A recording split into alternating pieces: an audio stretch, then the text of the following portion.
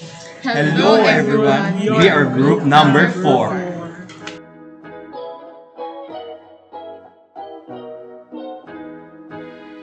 In downloading the ISO file Windows Server 2012, go to the Microsoft Evaluation Center and click the Windows Server button and select the Windows Server 2012 R2.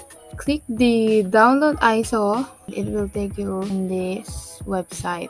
So in downloading the Windows Server 2012 R2, you have to fill out these required fields.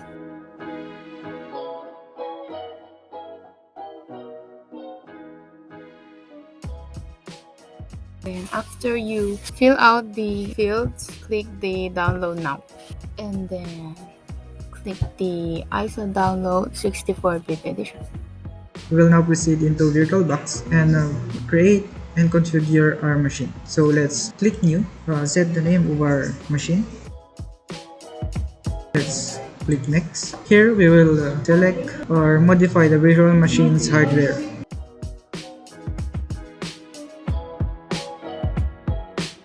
And click finish.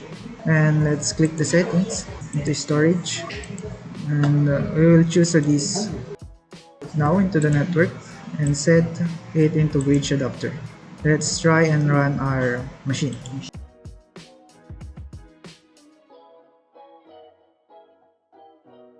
Okay, so now the next step is the installation of Windows Server 2012 R2 in the VirtualBox. Now click next. Click the install now.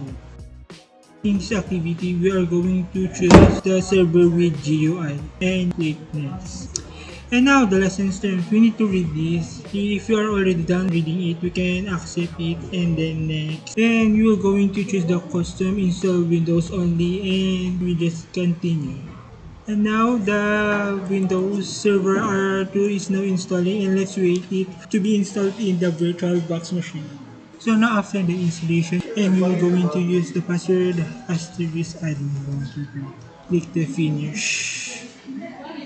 The right control key and press delete. So let's type in the password that you inputted earlier. So when you open Windows Server, it will automatically open the server manager.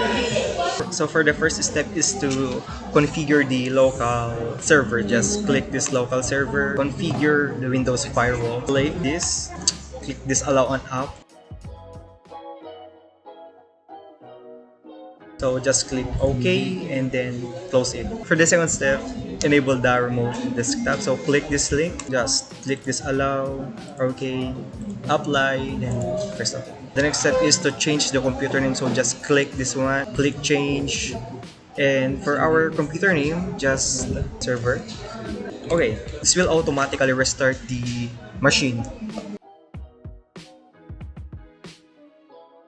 Okay, so just click this server manager if it doesn't show on or it doesn't start up.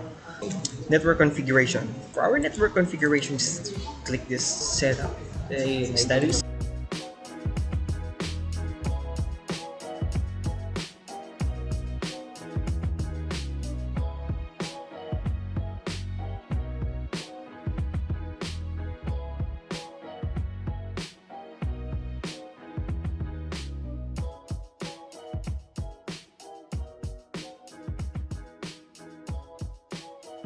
Now we are done with the configuring of the local server. We are now ready to add the DNS server. Click add roles and features, then we need to click next. Click DNS server, add features, continue, then install. So we just wait for the installation. So after the installation of the DNS server, click close to click tools and select DNS. So first thing is we need to expand this one, and we need to right click forward lookup zones, new zone. Next, select primary zone. Next, server.local. Then next, gonna click next. So we need to click this one and next, and now finish. After that, right click reverse lookup zones. Click new zone. Next, primary zone. We need to click the IP version for reverse lookup zone. Then the network ID. Click next. Click next. Allow both non-secure and secure dynamic updates. And finish. The next step is we need to add Active Directory domain services. So let's click this add roles. Here we need to check this one. Add features. Install. Next. Another next. Install. Let's just wait it. Alright, so let's just close this one. And here, take note. There's this thing. Just click this one and promote this server. So here, we need to add a new forest root domain server.local. So for the next one is just leave everything as default and type a new password. There you go. Let's just change it.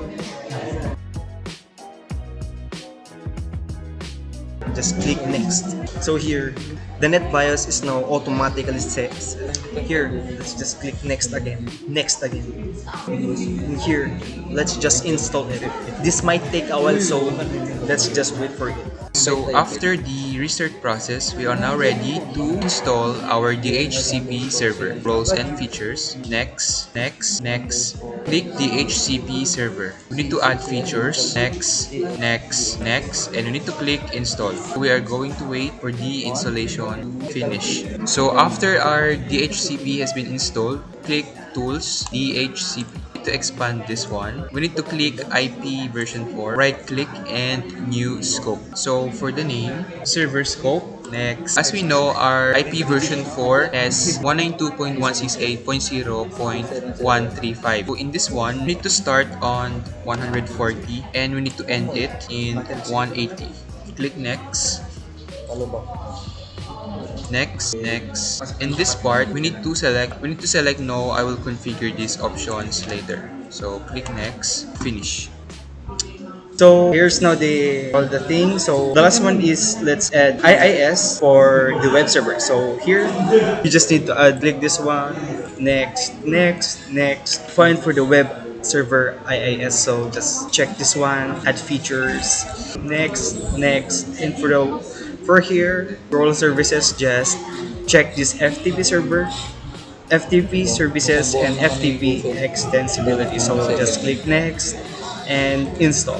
Okay, so installation succeeded on server.server local. Let's pause it. So everything now is fine. So here, let's try to create a website and host a website.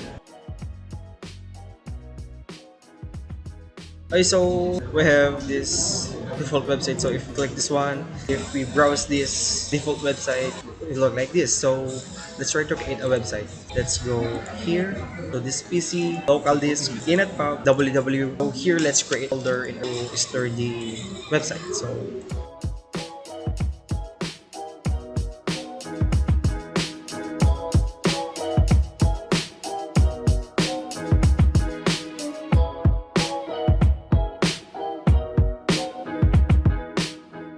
there you go. First thing is to right click this, add a website. So for the name, the site name is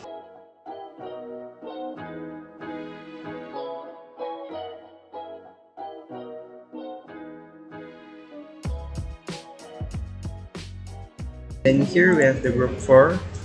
Let's just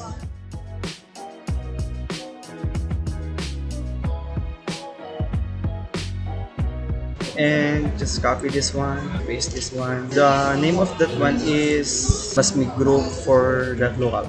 So save it, close, just start this one.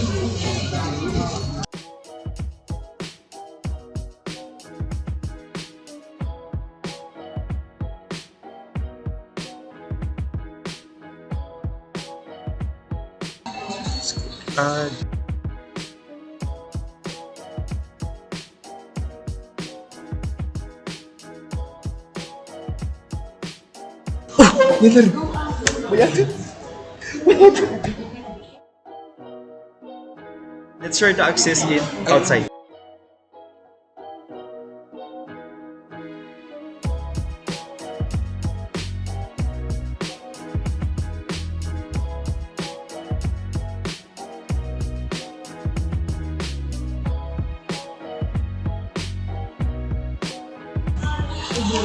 Save. The 192.168.0.135 is the IP address of the server. If we try to access here,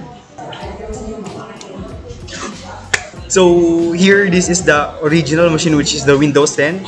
It is accessible here from Windows 10 to machine that we install in the virtual box, which is the Windows Server 2012. So it is accessible here up to here.